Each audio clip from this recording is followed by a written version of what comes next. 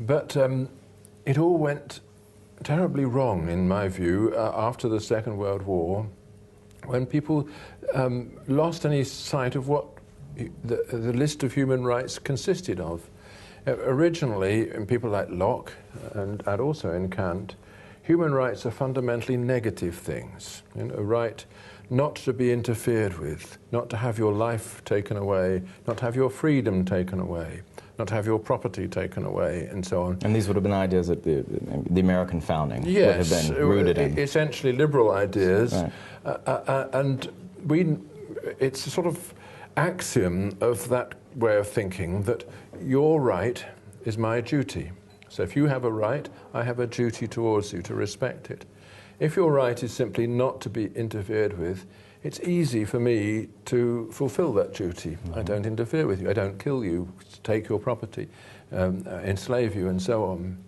But with the Universal Declaration of Human Rights after the Second World War, all kinds of new rights came into existence, or they didn't come into existence, they were postulated by the process that then was initiated, including the right to have a job, the right to have security of home life, the right to have sufficient to cover the basic needs of existence, the right to health care, and so on. And gradually this list of rights expanded.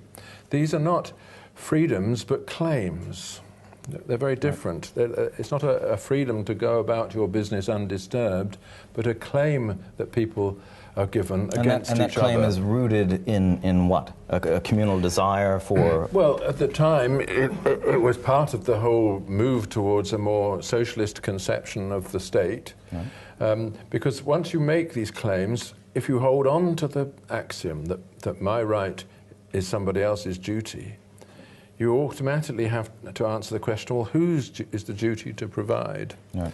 And of course, it's not the duty of any particular person, it becomes the duty of society, which is another name for the state. Right. And so it led to a massive expansion of the state's embeddedness in human relations. Whether this is a good thing or a bad thing is, of course, part of the disputes in politics to this day. And it's one of the things which separated liberals from socialists. But irrespective of whether you think this is a good thing or a bad thing, it clearly involves a radical change in our conception of what a right is. A right becomes a claim that we can each make against each other. Right. Of course, then this tends to undermine people's sense that there really is any objective authority to the idea of a right. When somebody comes along and says to me that he has a certain claim against me, even though there is no relationship, I tend to think of that as nonsense. And so this confusion about the idea of human rights means that there's a considerable amount of nonsense embedded in our legal systems. Right.